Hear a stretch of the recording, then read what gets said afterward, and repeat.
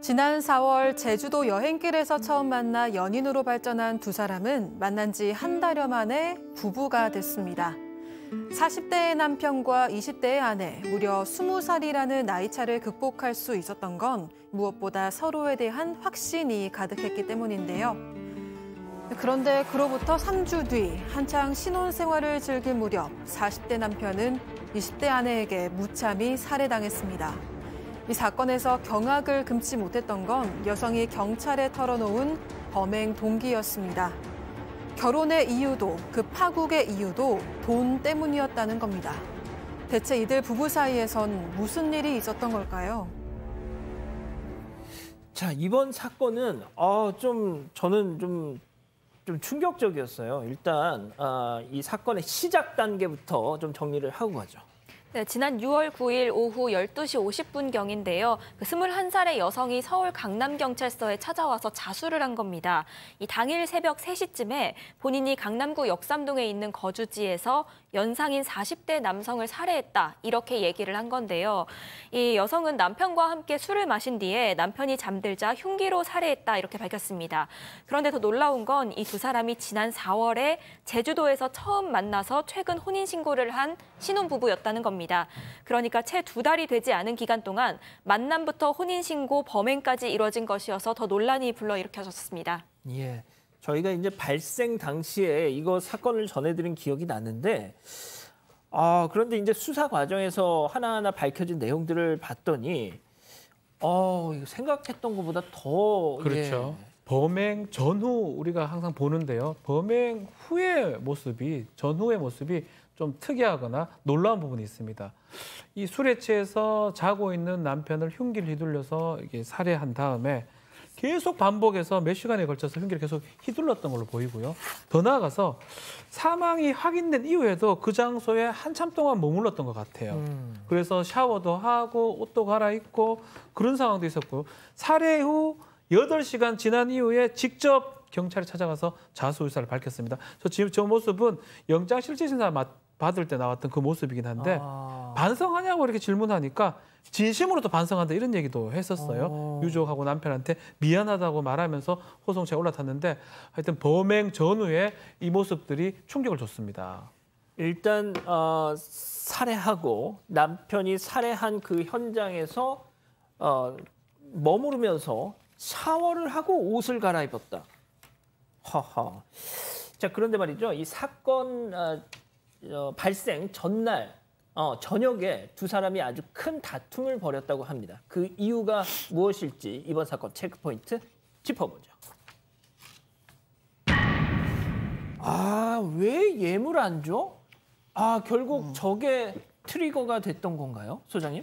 네, 그런 거 같죠? 네, 남편이 결혼 전에 고가의 예물도 사준다 그랬고, 예금도 준다 그랬고, 자동차도 사주겠다 그랬고, 주택도 사주겠다고 했대요. 근데 그거를 하나도 주지를 않았고, 그런 것 때문에 이제 최근에 금전 문제로 다툼이 잦았고, 심지어 이제 요즘은 나한테 돈까지 벌어오라고 얘기했다, 그래서 살해했다라고 얘기했다고 합니다. 그리고 이제 그 외에도 또 하나는 이 여성이 뭐라고 얘기를 했냐면요. 평소 때 나의 언동이나 옷차림을 자주 지적해서 그거에 대해서 내가 불만이 있었고, 그래서 자꾸만 다투게 됐는데, 다툼과 화해를 거듭하다가 내가 내 감정을 이기지 못했다라고 얘기를 했습니다. 이게 남편을 살해할 동기가 되나요? 이게 참 약간 좀 어처구니 없는 상황인데요. 이게 대강 어떤 상황일지 그려집니다. 돈이 많은 남자인 줄 알았는데 봤더니 그게 아니고, 또 약속한 어떤 예물이나 이런 것도 주지 않고, 그런데 갑자기 이 남자가 어느 날 야, 너도 나가서 돈 벌어와. 팡 터졌나 봐요. 팡 터진 것도 있는데요. 그 생활비로 남편이 신용카드를 줬는데 신용카드가 한도 초과가 됐습니까? 됐어요. 그러니까 이제 남편과 그 아내 사이에서 부부싸움이 벌어지기 시작한 거예요. 서로가 자랭이 못하니 싸우는데, 남편이 술을 마신 뒤에 이제 흥분했는지 몰라도 탁자 같은 걸 집어던지고 폭력적인 행동을 했다라고 여자는 주장하고 있습니다. 그런데 경찰이 조사를 해보니까 이 여성이 사실은 남편이 자영업자로 돈이 많은 줄 알았어요. 근데 알고 봤더니 빈털털이야. 돈이 없어. 아하. 그러니까 나이 차를 극복해서 사랑해서 한 게 아니고 돈 때문에 결혼한 상황이 된 것 같은데 어떻든 예. 빈털털이니까 화가 났죠. 그러다 우리가 다툼이 됐던 건데 그런데 여기에서 중요한 거는 남편은 체격도 좋고 남자인데 어떻게 여성이 살해할 수 있을까 이런 상황인데 그래서 경찰에서는 이게 우발적 살인이 아니고 미리 준비 계획된 살인이 아니냐라는 쪽으로 해서 계획살인 쪽으로 지금 조사를 하고 있는 것 같습니다. 예. 제가 조금 자료를 더 봤더니 이 남자가 강남에서 빌라에 살고 또 고급 자동차를 몰고 다녔다는 거예요. 근데 알고 봤더니 빌라는 월세, 자동차는 리스. 소장님 결국 이제 이 남성이 41살 남성이 처음부터 연애 단계에서부터 자신의 어떤 경제적 상황을 솔직하게 얘기를 했더라면 네. 이 여성이 20살의 나이 차이를 극복할 생각이 없었을 것 같긴 합니다. 뭐 그렇죠. 뭐 나이 차이가 많아도 사랑이 전제가 됐거나 신뢰가 전제가 됐다면 우리가 뭐라고 합니까? 그럼요. 사랑에는 국경도 없고 나이도 없는 거죠.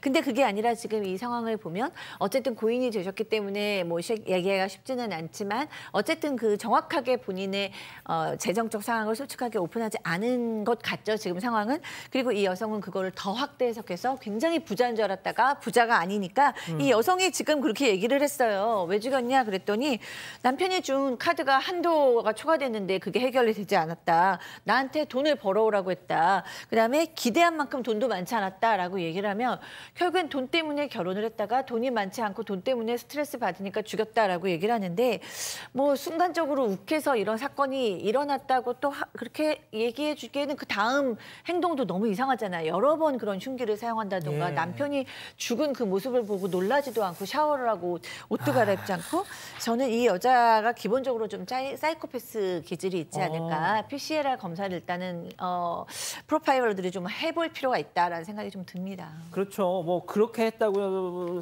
해서 모두 다 이렇게 행동을 하진 않겠죠.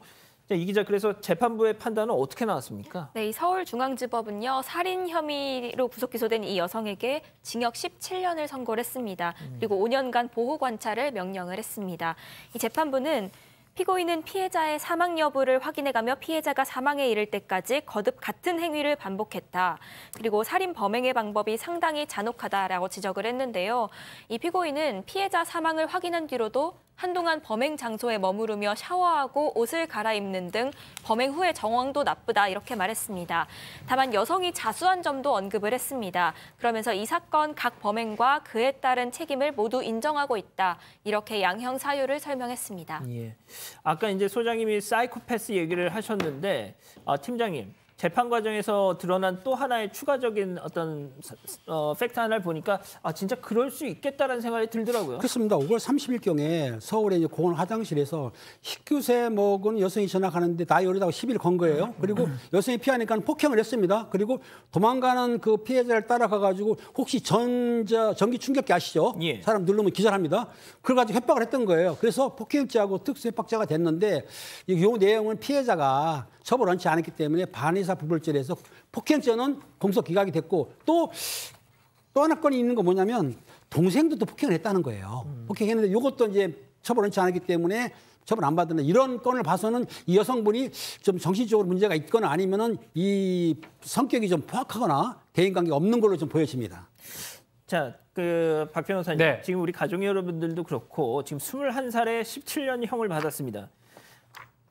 꽉 채워서 나온다 그래도 38살 진짜 한창 때 나오는 겁니다. 다시 사람 목숨을 이렇게 잔혹하게 앗아갔는데 이게 참 우리나라에서 이제 살인죄 같은 경우는 사형도 가능하고요. 무기징역 5년 이상의 징역에 처할 수 있고 5년이니까 5년부터 징역 30년, 40년 다 가능한 상황인데 양형 기준으로 봤을 때 일단은 자수했던 게 감경 요소로 많이 작용했을 것 같습니다. 이상하긴 하지만 어쨌든 간에 본인이 직접 경찰에 가서 자수했던 부분 그것 때문에 많이 이제 17년으로 떨어졌던 거 보이고요. 수법이나 동기나 이런 부분은 가중 요소로 작용을 했던 것 같은데 자수 부분이 확인됐던 거라고 생각이 들고 다만 지금 좀 이렇게 좀 우리 앞에서 말했던 좀 사이코패스 요소라든지 이런 그런 요소 때문에 전자장치 위치 추적 장치를 부착을 해야 된다라고 검찰에서는 청구를 했는데 예. 그 부분도 법원에서는 기각을 했습니다. 허허. 재범 위험성은 없는 것 같다라고 없다고요? 해서 그러니까 지금은 17년하고 지금 이 재범의 이 하는 보호 관찰 이 부분은 지금 안 됐거든요. 그 부분은 좀 이렇게 이 교정 시설에서 좀 확인이 좀 돼야 될 것 같습니다. 알겠습니다. 자, 오늘 사건 이렇게 정리하고요.